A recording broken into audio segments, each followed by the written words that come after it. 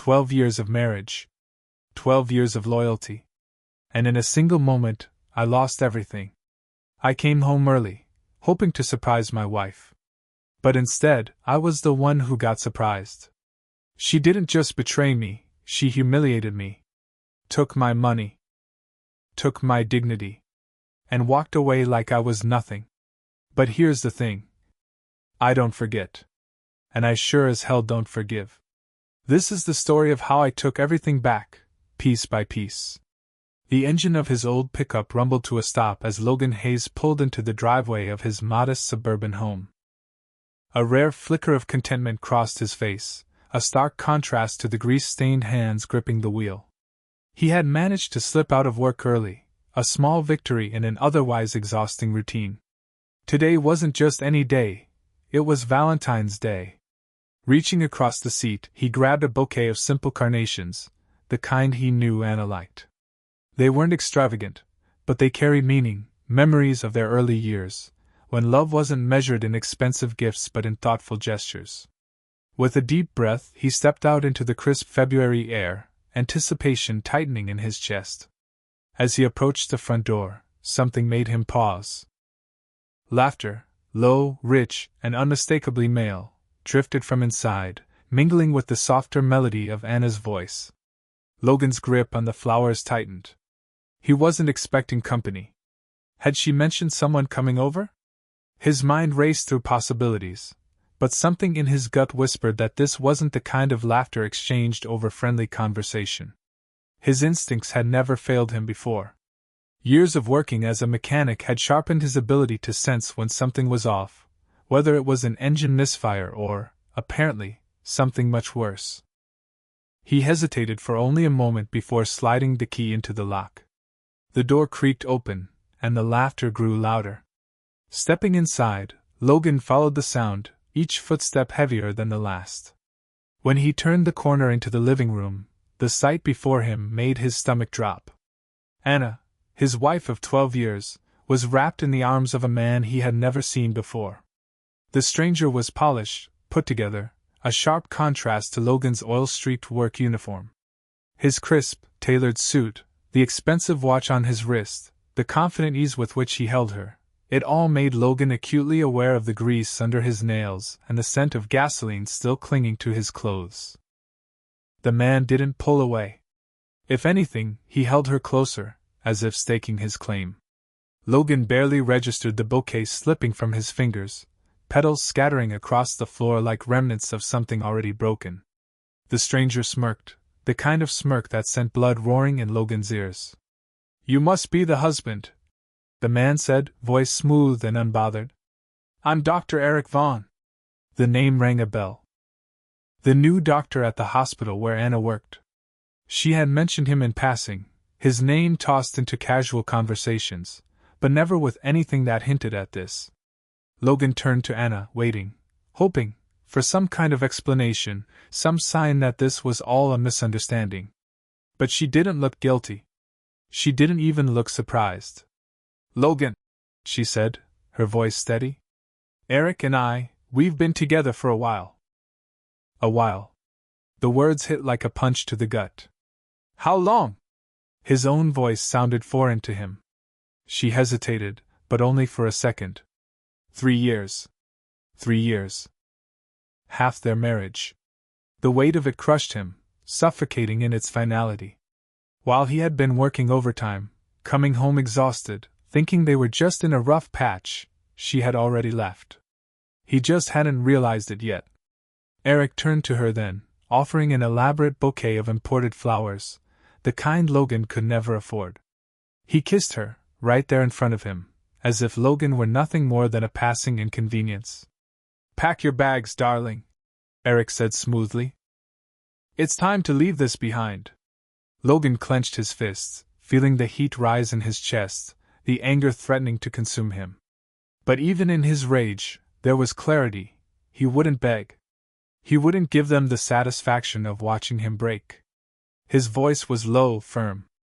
"If you walk out that door, Anna, don't come back. There's no fixing this." For a brief second, something flickered in her eyes, hesitation, regret, Or maybe just the realization that this was the end. But then she turned away. She grabbed her purse without another word and walked toward the door. Logan didn't move, didn't stop her. The scent of expensive perfume lingered in the air as she stepped outside, into a car that wasn't theirs, into a life that no longer included him. The door clicked shut, leaving him alone in the silence of what had once been their home. His gaze dropped to the floor, to the scattered carnations lying limp against the tile. He picked one up, rolling the delicate stem between his fingers before crushing it in his palm. He had lost her long before today. He just hadn't seen it coming. The days after Anna left were a blur. Logan moved through them on autopilot, waking up, going to work, coming home to a house that no longer felt like his own. The silence was the worst part. No soft sounds of her moving around in the kitchen, no faint hum of her voice from the other room. Just emptiness. The first week, he barely ate. Food tasted like dust in his mouth. The second week, he stopped checking his phone, knowing there would be no messages. By the third, anger had started to settle in, thick and heavy, filling the spaces where love and pain had once lived. He didn't just lose his wife. He had been played. For 3 years, she had been lying to him, smiling at him over dinner while sharing another man's bed. And worse, she hadn't even tried to hide it at the end. She had looked him in the eye and walked out like their life together had meant nothing. But the real punch to the gut came later. Sitting at the counter of a rundown diner one evening, Logan overheard 2 nurses from the hospital chatting in the booth behind him.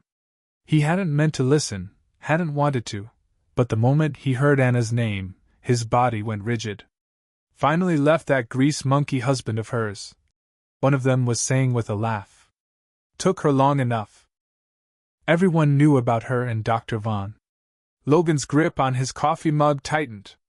The other nurse snorted. Right. It's been, 3 years? Worst kept secret in town. 3 years. Not just a betrayal. A joke. Everyone had known, everyone but him. While he had been breaking his back at the garage, trying to make ends meet, the people around him had been whispering behind his back, smirking at the fool who didn't even realize his wife had already left him in every way that mattered. He stood abruptly, the stool scraping against the floor. The conversation behind him halted as the 2 women turned, startled, but Logan didn't spare them a glance. He dropped a few bills on the counter and walked out, his pulse pounding in his ears. That night, he checked their bank account. The pit in his stomach deepened when he saw the numbers. The $50,000 they had saved over the years, gone. Withdrawn the day after she left. Logan let out a sharp, humorless laugh. Of course. She hadn't just walked away. She had made sure to take everything she could on her way out. The next morning at work, he screwed up an oil change, something he could have done blindfolded, and his boss, Gina, took him aside. You're slipping, Logan, she said, her usual stern expression softened with concern. I don't know what's going on with you, but I need you focused. You've got a month to get your head straight. After that, I can't keep covering for you. He nodded, but barely heard her. Because for the first time in weeks, his mind wasn't clouded with loss. It was sharpening into something else. A plan. Anna and Eric had walked away without consequences. They had humiliated him, robbed him, left him to rot while they built a shiny new life together. No. That wasn't how this was going to end. Logan had spent his life fixing things. Engines, transmissions, problems that others couldn't solve. And now, he had a problem of his own. It was time to take it apart. Piece by piece. Revenge wasn't something Logan had ever thought about before. He had always been the kind of man who swallowed his pride, who took life's hits and kept moving. But this wasn't something he could just shake off. Anna and Eric hadn't just betrayed him. They had made a fool of him. They had stolen from him. And worst of all, they had walked away without looking back, without paying a price. That was about to change. He spent the next week gathering information. Not in any obvious way, he wasn't reckless, but he started listening more, watching more. People talked when they didn't think anyone was paying attention, and Logan had spent years perfecting the art of blending into the background. At the garage, customers from all over town came in, swapping stories and gossip while they waited for their cars. It was easy to steer conversations in the right direction. "Vaughn's been flashing that new car around," one guy chuckled to his friend while waiting for an oil change. "You'd think he was royalty the way he acts." New car. Bought with Logan's money, no doubt. Then there were the whispers at the hospital. He didn't have access to those directly, but he knew people. Mechanics worked on a lot of nurses' cars, and if there was one thing people loved, it was venting about their jobs. "Dr. Vaughn's got an ego the size of the hospital," one of them told Logan as he fixed a busted radiator. "Thinks he can do whatever he wants. Must be nice to be untouchable." Untouchable. That was going to change too. One night, Logan found himself in a bar on the outskirts of town, the kind of place where people didn't ask questions. It was there that he overheard something interesting. Two guys, truckers by the look of them, were deep in conversation at a booth near the back. "Road Reapers are having a rough time with all the extra heat on them." Logan wasn't exactly familiar with the inner workings of biker gangs, but he knew the basics. The Road Reapers weren't just a motorcycle club, they had their hands in some serious illegal business. And apparently, law enforcement had been making things difficult for them. He took another sip of his drink, pretending not to listen. "They'll find a way around it," the other guy grunted. "They always do." Logan sat with that thought for a long time. A plan was forming, dark and dangerous, curling around the edges of his mind like smoke. By the time the bar emptied out, Logan had made a decision. He wasn't going to get back at Anna and Eric with petty revenge. He wasn't going to slash tires or throw a punch. No, he was going to dismantle them the way an engine was taken apart, piece by piece, methodically, until nothing was left. And to do that, he was going to need help. Dangerous help. Help that wouldn't ask why. Because once he got started, there would be no turning back. The air outside the bar was thick with the scent of cigarette smoke and spilled beer. Logan leaned against the hood of his truck, staring into the night, his mind running through every possible scenario. He was about to step into a world he didn't belong to, a world that had rules far different from the ones he was used to. But revenge required risk. And Logan was done playing it safe. He spent the next few days gathering intel, listening in on conversations at the garage, at the diner, anywhere people talked without thinking twice about who might be listening. It wasn't hard to piece together the situation. The Road Reapers were in trouble. Increased law enforcement pressure had made it difficult for them to move their product, and they were looking for ways to stay ahead of the heat. Logan wasn't an outlaw, but he was a damn good mechanic. And in their line of work, a guy with his skills could be useful. He just had to convince them of that. The bar on the edge of town was exactly what he expected, a dive filled with men who looked like they didn't trust anyone outside their circle. Logan pushed open the door, stepping into the dimly lit space, his boots scuffing against the sticky floor. He wasn't dressed for this world. His flannel and work jeans stood out against the black leather and heavy chains. But he had one advantage: he knew how to read people. His eyes swept the room until they landed on a man sitting at the back, a mountain of muscle with tattoos snaking down both arms. Axel Kruger, leader of the Road Reapers. Logan took a steadying breath and approached. The conversation stopped before he even reached the table. A few of the bikers turned, giving him a once-over, their expressions a mix of amusement and mild curiosity. Axel didn't look up right away. He was nursing a drink, rolling the glass between his thick fingers. When he finally did glance at Logan, there was no warmth in his stare. Just quiet calculation.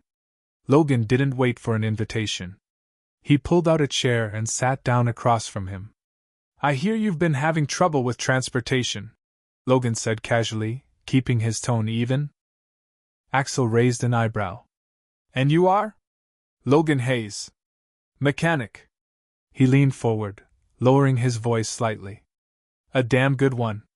And I think I can help you." The bikers around them exchanged looks. Some smirked, some scoffed. But Axel didn't react. He simply set his glass down and studied Logan with the kind of stare that made weaker men squirm. "And why?" Axel said, his voice dangerously calm. "Would a straight-laced mechanic like you want to get involved with guys like us?" Logan's jaw tightened. He didn't want to spill his story, didn't want to give these men any more power over him than necessary. But he also knew that trust wasn't given freely in places like this. He exhaled slowly. "Let's just say I've got some debts to settle." Axel watched him for a long moment before letting out a short, humorless laugh. "Revenge, huh?" He leaned back in his chair. "That's a dangerous road to take." Logan didn't blink. "I'm already on it." The corner of Axel's mouth lifted in something that wasn't quite a smile, but wasn't entirely unfriendly either. He knocked back the rest of his drink, then placed the empty glass down with a solid thunk. "All right," he said. "You get one shot. One bike. Show me what you can do." Logan nodded. He had expected skepticism. He had expected a test. What he hadn't expected was how easy it was to slip into this role, to step into the darkness without hesitation. Maybe he had been waiting for this moment longer than he realized. The next week was a blur of late nights in his garage, modifying one of the Road Reaper's bikes. He reinforced the frame, fine-tuned the engine, and, most importantly, installed a few custom features that would make it nearly impossible for law enforcement to track. When he delivered the finished product, Axel took it for a test ride. The way he grinned when he got off told Logan everything he needed to know. "You weren't lying," Axel admitted, clapping a heavy hand on Logan's shoulder. "We might have more work for you." And just like that, Logan had a foot in the door. But this wasn't just about getting close to the Road Reapers. This was about using them. With access to their network, Logan began gathering more than just favors. He learned names, operations, weaknesses. He listened, took mental notes, and started piecing together his next move. Because destroying Anna and Eric wasn't just about personal vengeance anymore. It was about making sure they never saw it coming. And Logan was just getting started. Logan had always been patient. It was what made him a great mechanic. He knew that taking shortcuts led to disaster.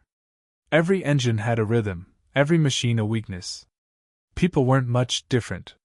He had spent weeks embedding himself in the Road Reapers' operations, fixing their bikes, listening to their conversations, and earning just enough trust to move freely in their world. He wasn't one of them, not really, but they saw his value, and for now, that was enough. More importantly, he had gained access to what he really needed, information. And now, it was time to use it. Through the Reapers, Logan had learned about Eric Vaughn's finances, his investments, his assets, the accounts he shared with Anna. Money was power, and Eric had plenty of it. Or at least, he thought he did. One night, Logan met up with Ghost, a hacker the Reapers occasionally worked with. The man was thin, jittery, and looked like he hadn't slept in weeks, but his skills were undeniable. "You want access to their accounts?" Ghost asked, typing furiously on his laptop. "That's not easy."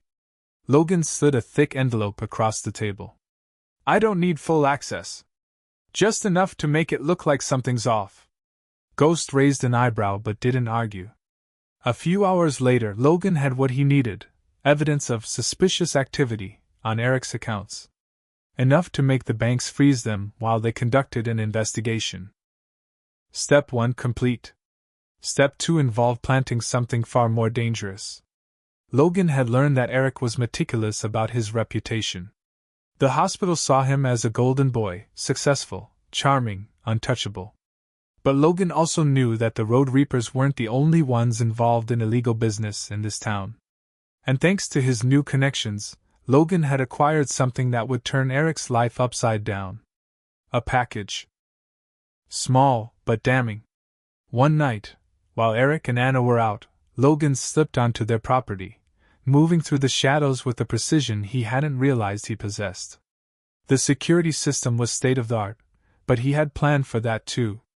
It took only a few minutes to jam the signal and gain entry. Inside, the house was pristine, like something out of a magazine. Nothing about it felt real. He made his way to Eric's home office, where he knew the doctor kept his personal files. Opening a locked drawer, he carefully placed the package inside. Then he left. Step 2, in place. Step 3 was the simplest, an anonymous tip. The next morning, a call was placed to both the hospital board and the local police department. Allegations of financial fraud, prescription fraud, and something much worse hidden inside a respectable doctor's home. By the end of the week, Eric Vaughn's life was in flames. The fallout was immediate. First, the hospital suspended Eric pending an investigation. Then the police arrived with a warrant, searching his office and home. Logan made sure he was there when the news broke, watching from a distance as Eric was led out of his own house, surrounded by flashing lights. Anna stood on the porch, pale and frozen in place as her perfect life collapsed around her. Logan could see the moment it hit her. The moment she realized this wasn't just a coincidence. This was personal. She turned her head, scanning the crowd of onlookers. For one fleeting second, her eyes landed on Logan. And she knew. A shiver ran down his spine as he watched her expression shift, from shock to horror, from horror to understanding. Logan smiled. She finally got it. A few days later, Anna showed up at his door. Her makeup was smudged, her clothes weren't as put together as usual, and there was a frantic edge to her voice. "Logan! I made a mistake." He leaned against the doorway, arms crossed. "Yeah. You did." Tears welled up in her eyes. "I should never have left you. You were a good man to me." He let out a quiet laugh, shaking his head. "I was." "And you threw it away." "I can fix this," she whispered. "We can fix this." He didn't respond right away. Just let the silence settle, let her sit with the weight of what she had done. Finally, he exhaled, his expression turning unreadable. "You should go, Anna." Her breath hitched. "Logan, please. You should go." For the first time since she had left, Logan felt light. Not because he had destroyed her, not because he had ruined Eric, but because he had finally let them go. Anna took a step back, her shoulders trembling. And then, she turned and walked away. This time, Logan didn't watch her leave. He just closed the door. For good.